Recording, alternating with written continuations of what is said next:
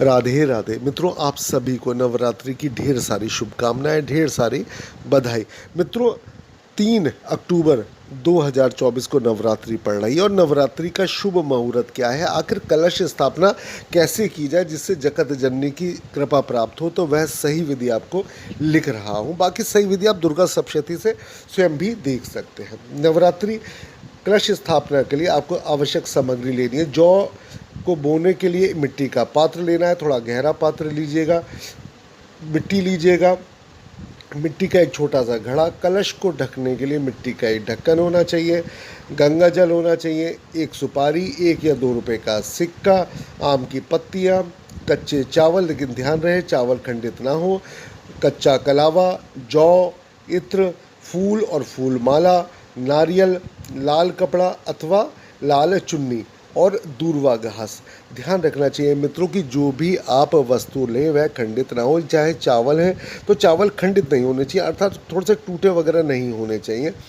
आप 1 या 2 रुपए सिक्के की जगह अगर आपके अंदर क्षमता है तो आप चांदी का सिक्का भी आप ले सकते हैं। इत्र प्रयास करें शुभ इत्र लें, अर्थात अच्छे वाला इत्र लें, गुलाब का इत्र लें तो आपके लिए अत्यधिक लाभदायक रहेगा। नवरात्रि में कलश स्थापना देव देवताओं के आह्वान से पूर्व की जाती है। कलश स्थापना करने से पूर्व आपको कलश को तैयार करना होता है, जिसकी संपूर्ण विधि इस प्रकार है। सबसे पहले मिट्टी के बड़े से पात्र में थोड़ी सी मिट्टी डालें, उसमें जौ के बीज डाल दें। अब इस पात्र में दोबारा थोड़ी मिट्टी डालें, फिर पुनः चारों तरफ छितरा के बीज डालें। उसके बाद में फिर सारी मिट्टी पात्र में डाल दें और फिर बीज डालकर थोड़ा सा जल चारों तरफ छिड़क दें। ध्यान रखिएगा इन बीजों को पात्र में इस तरीके से लगाएं कि ऊपर की तरफ लगे रहें, जिससे कि जब जौ आए तो ऊपर की तरफ उगे।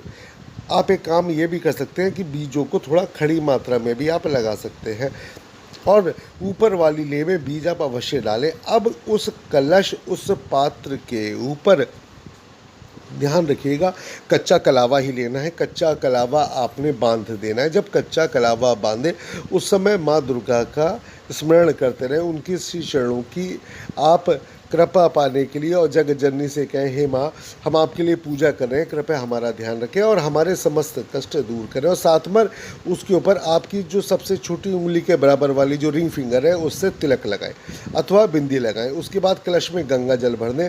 उस जल में सुपारी, इत्र, दूर्वा घास, अक्षत और सिक्का भी डाल दें। ध्यान दीजिएगा सिक्का आप चांदी का डाल सकते हैं। अक्षत 7 या 21 आप डालें। अब इस कलश के किनारों पर 5 अशोक के पत्ते रखें और कलश को ढक्कन से ढक दीजिए। अब एक नारियल लीजिएगा और उसे लाल कपड़े अथवा लाल चुन्नी में लपेट लीजिए। चुन्नी के साथ कुछ पैसे अवश्य रखें। इसके बाद इस नारियल और चुन्नी को रक्षा सूत्र अर्थात कच्चे कलावा से बांध दीजिए।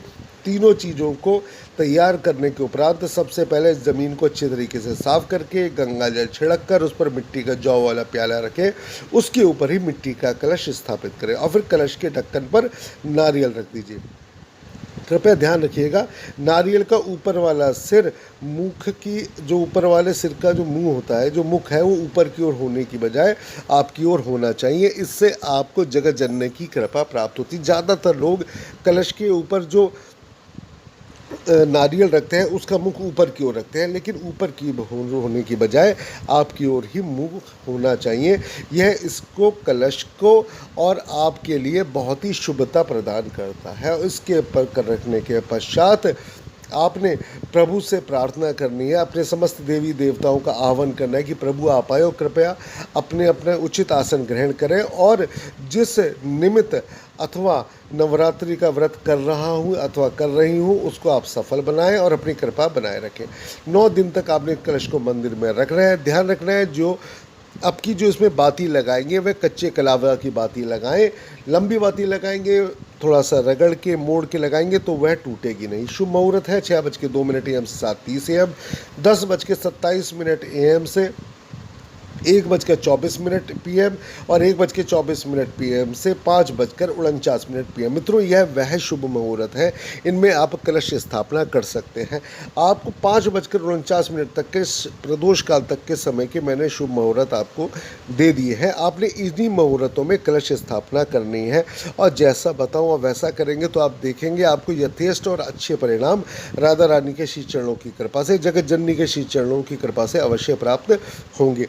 ध्यान रखना है, 9 दिन जब कलश की स्थापना करनी है तो 9 दिन के साथ जो दीपक जलना है, अगर दीपक मान लीजिए बुझ रहा है तो कोई चिंता की बात नहीं, दूसरा दीपक साथ में जला दीजिए, जिससे आप अगर एक दीपक बुझ भी रहा है तो दूसरा दीपक प्रज्वलित रहना चाहिए। इस बात को लेकर मन में कोई भी संशय ना रखिएगा और जगत जननी के श्री चरणों का ध्यान करते रहें।